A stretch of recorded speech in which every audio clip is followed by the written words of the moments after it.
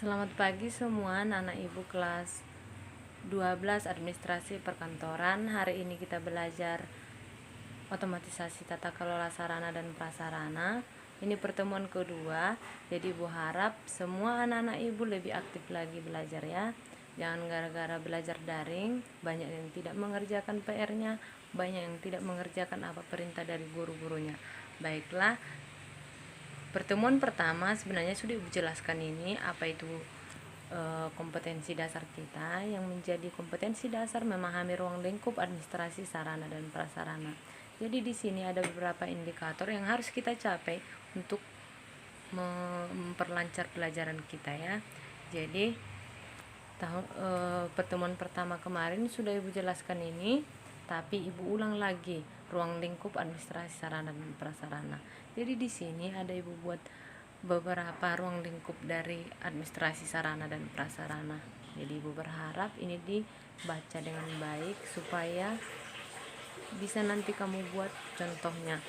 Jadi ada perencanaan pengadaan, prakualifikasi, rekaan, pengadaan barang, penyimpanan rehabilitas, penyimpanan barang dan penghapusan.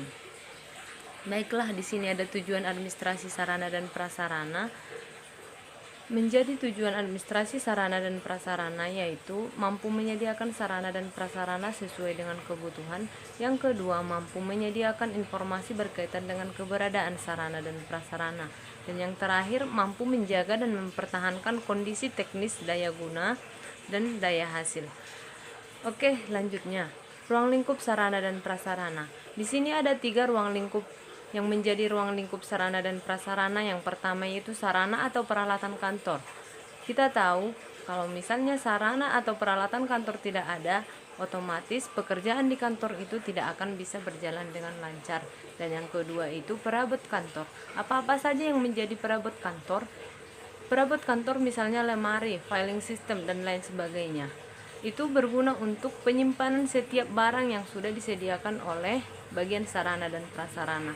Dan yang ketiga, mesin-mesin kantor dan interior kantor. Apa itu yang menjadi mesin-mesin kantor? Misalnya mesin fotokopi, mesin printer, dan lain sebagainya. Dan yang menjadi interior kantor misalnya pemandangan yang harus kita buat di kantor itu supaya kelihatan bersih, rapi, dan sejuk. Bisa itu berbentuk tulisan, bisa berbentuk pemandangan. Oke, selanjutnya next, fungsi administrasi sarana dan prasarana. Di sini sudah ibu buat cukup detail ya nak. Ibu buat ada beberapa fungsi administrasi sarana dan prasarana. Bisa dibaca anak-anak didik kami karena di sini cukup jelas ibu buat ya nak. Ada itu faktor penentu kebutuhan, penganggaran, pemindahan, penyaluran, pergudangan, perawatan dan inventarisasi, dan perencanaan.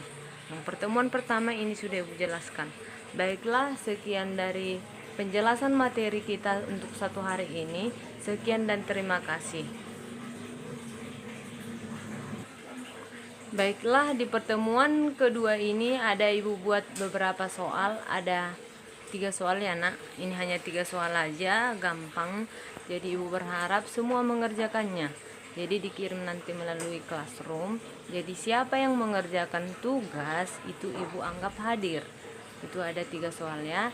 Jadi jangan main-main, nanti ada penyesalan seperti ajaran kemarin. Banyak kan yang tidak lulus dari kelas 11 ke kelas 12. Makanya jangan main-main belajar daring ini ya nak. Kalau memang kalian mengisi absen, ibu berharap kalian juga mengerjakan PR dan mengirimkan ke gurunya ya. Sekian dan terima kasih, ibu ucapkan salam sehat.